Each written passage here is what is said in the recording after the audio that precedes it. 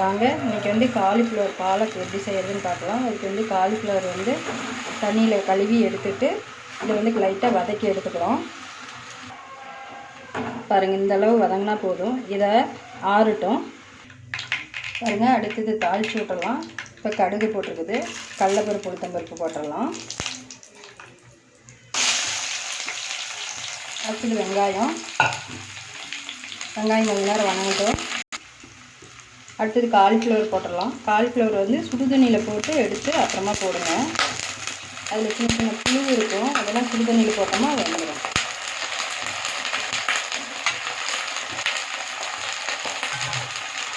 Cauliflower போட்டு மிக்சியில் வந்து ஒரு தக்காளி, 4-5 பல் பூண்டு, கொஞ்சம் இஞ்சி, 4-5 பச்சை மிளகாய் இதெல்லாம் சேர்த்து அரைச்சி எடுத்துருக்குது.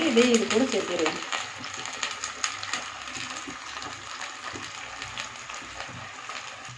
அடுத்து வந்து கொஞ்சமாக மல்லித்தூள் போட்டுக்கலாம். அடுத்து வந்து உப்பு கொஞ்சமாக, இதெல்லாம் சேர்த்து நல்லா கிளறி விடலாம்.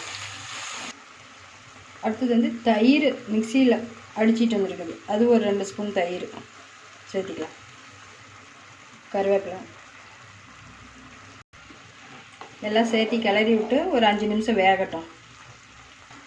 ஒரு 5 நிமிஷம் வெந்துருச்சு. இப்போ வந்து அடுத்தது வந்து நம்ம பாலக்கீரை வதக்கி விட்டு வந்தோம்ல, அதை வந்து நல்லா மிக்சியில் பேஸ்ட் மாதிரி அரைச்சி எடுத்துருக்குது, அதையும் இது கூட சேர்த்துக்கலாம். சேர்த்து நல்லா ஒரு கிளறி விடலாம். பாருங்கள், எல்லாம் சேர்த்து கிளறி விட்டாச்சு. காரம் வந்து பச்சை மிளகாய் போட்டதுனால மிளகாய் தூள் வேண்டாம்.